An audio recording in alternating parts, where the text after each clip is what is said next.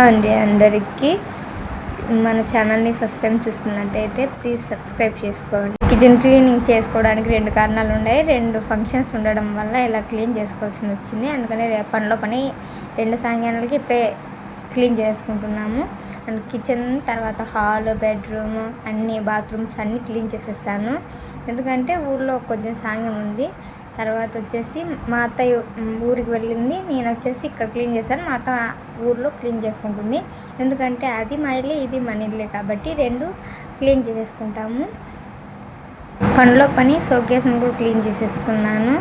Showcase clean చేసేసుకొని ఎక్కడక్కడ పెట్టేస్తాను అనమాట. తర్వాత దేవుని రూమ్ని ఇంకా ఇప్పుడే క్లీన్ చేయలేదు. ఎందుకంటే క్లీన్ చేయను నేను నైట్ పూట 4 or 4:30 క్లీన్ చేస్తాను. అప్పటికి బాత్రూమ్స్ అన్నీ క్లీన్ చేసేసుకున్నాను. మళ్ళీ ఫ్రిడ్జ్ దగ్గరికి వెళ్ళాను. ఫ్రిడ్జ్ ఆల్మోస్ట్ క్లీన్ అయిపోయింది. క్లీన్ అయిపోయిన తర్వాత అన్నీ ఆర్గనైజ్ చేసేసుకున్నాను.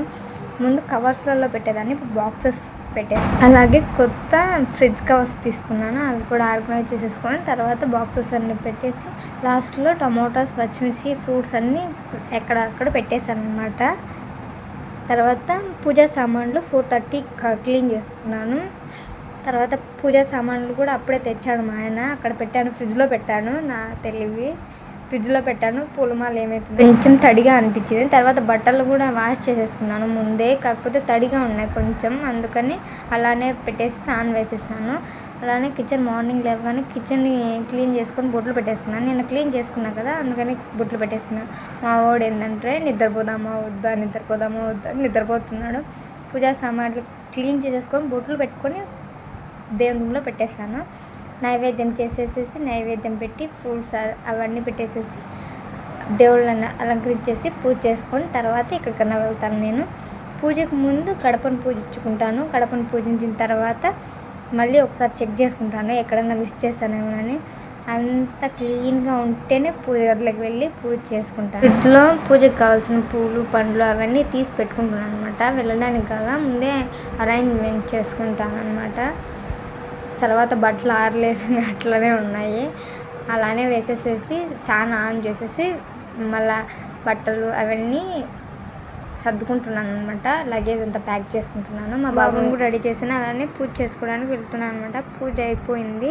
పూజకు ఈరోజు ఒక బెల్లం ముక్క మాత్రమే పెట్టుకున్నాను. అలాగే ఫ్రూట్స్ కూడా పెట్టుకున్నాను, ఎందుకంటే నైవేద్యం చేసే ఓపిక లేదనమాట నాకు. పూజ బాగా జరిగింది. ఇంట్లో పూజ బాగా ప్రశాంతంగా చేసుకునేసి మళ్ళీ అలాగే గడపను కూడా పూజ చేసుకున్నాను. బయట కూడా చూసేసి అలాగే రాగి చెంబు కూడా పెట్టేసుకున్నాను. నేను రాగి చెంబు కూడా పెట్టుకుంటాను అనమాట. రాగి చెంబుని 3 daysకి ఒకసారి క్లీన్ చేసుకొని మళ్ళీ బొట్లు పెట్టుకొని పూలు దాంట్లో పెట్టేసుకుంటాను అనమాట, వాటర్ నింపి. తర్వాత పూజ అయిపోయింది. పూజ కంప్లీట్ అయిన తర్వాత కావాల్సినవన్నీ ప్యాక్ చేసుకుంటున్నాను అనమాట. అంటే పూజకు పండ్లు, పూలు, బ్లౌజ్ పీస్, ఆకు, ఒక్క, అలాగే టెంకాయ, పాలు, పెరుగు, అభిషేకం కాబట్టి పాలు, పెరుగు, నెయ్యి ఇలాంటివి తీసుకొని పోవచ్చు. అలాగే అగరబత్తులు, పూలు, విడిపూలు కూడా తీసుకున్నాను. అలాగే పూలమాల అండ్ స్వీట్స్, అలాగే పొగుదారాలు, గాజులు అవి కూడా తీసుకున్నాను. మనోజ్కి కొన్ని స్నాక్స్ ఐటమ్స్ తీసుకున్నాను. పూలమాల అయితే కొంచెం తడిగా ఉండింది. తర్వాత నేను కూడా ప్యాక్ చేసేసుకున్నాను. బాబు కూడా లేచేసాడు, వాడిని తీసుకొని ఇంటికి వెళ్ళాము. ఇంటి దగ్గర పూజ అయిపోయింది, మా అత్తయ్య చేసేసారు. తర్వాత పూజకు అంటే అక్కడ అభిషేకానికి వెళ్ళడానికి రెడీ అయ్యానమాట. ఇక్కడ ఏంటంటే అందరూ రావాలి, అందరూ వచ్చిన తర్వాతే వెళ్ళాలి, అలా ఉంటుంది. అక్కడ వెనక నుంచి అందరూ వస్తేనే ఇక్కడ కదులుతూ ఉంటాం అనమాట. ఇంకా నాకు బరువు అయిపోయింది, అంటే ఎక్కువ వెయిట్ ఉంది అనమాట. ఎక్కువ పండ్లు అవన్నీ పెట్టడం వల్ల బరువు వేసి మా అత్తయ్యకి ఇచ్చేసాను. మా అత్తయ్య తీసుకొచ్చేసారు.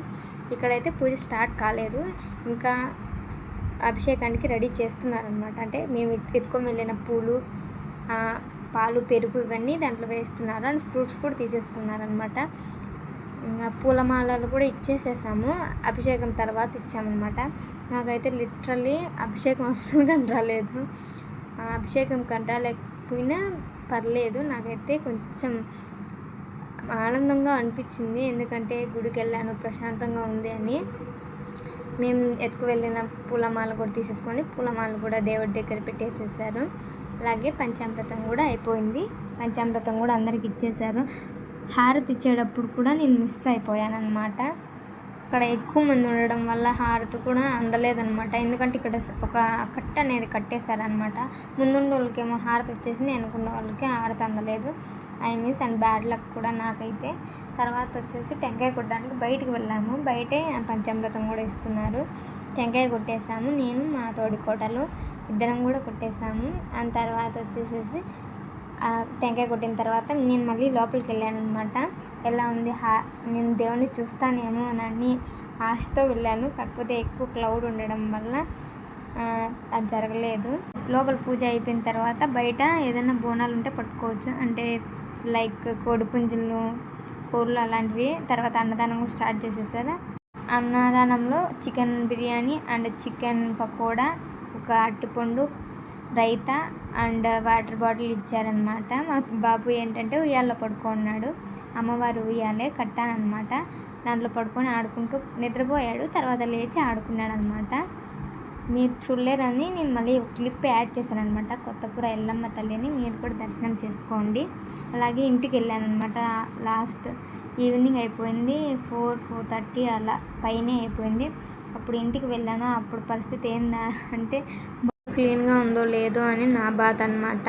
ఇల్లు మాత్రం క్లీన్గానే ఉంది. బట్టలు ఉన్నాయి, ఆ బట్టలు కూడా మట్టేశాను. మా ఆయన ఏంటంటే అంటే నేను తినాలని కమలా పండ్లు తెచ్చాడు. అవి జ్యూస్ కొట్టింది లేదు, నేను తినింది లేదు, తాగింది లేదు. వీళ్ళిద్దరు నిద్రపోతున్నారనమాట. వీళ్ళు నిద్రపోతున్నప్పుడే నేను ఏదైనా పని చేసుకోవాలి. ఇదే బెస్ట్ ఆప్షన్ అనమాట. ఎందుకంటే మళ్ళీ అల్లరి అబ్బా కొడుకుది అల్లరి మామూలుగా ఉండదు. పూజ చేసేసుకున్నా కదా పొద్దున్నే. ఈవినింగ్కి నేను తీసేస్తాను ఫ్రూట్స్ అవన్నీ తీసేసేసి మేమే తింటాము, లేదంటే ఫ్రిడ్జ్లో పెట్టుకుంటాము. ఇంకా ఈవినింగ్కి ఏదన్నా వంట చేసుకోవాలి, రైస్ పెట్టుకొని తినేసేయాలని అంతేమాట. నాకు అలవాటు ఏదైనా క్లీన్ చేస్తే క్లీన్గా ఉందా లేదా అని చెక్ చేసుకుంటాను అనమాట, 1-10 సార్లు. అందుకని మళ్ళీ ఇంటికి వచ్చి క్లీనింగ్ అంతా చూసుకుంటాను అనమాట. బట్టలు అలానే ఉన్నాయి, అది నా బాధ. ఎంత కష్టపడి ఏం చేసి ఏం లాభం, ఆ బట్టలు మడితే లేక నా పానమే పోయింది. అలాగా బట్టలు మడతేసేసాను. మడతేసేసి కబోర్డ్లో థ్యాంక్ యూ ఫర్ వాచింగ్.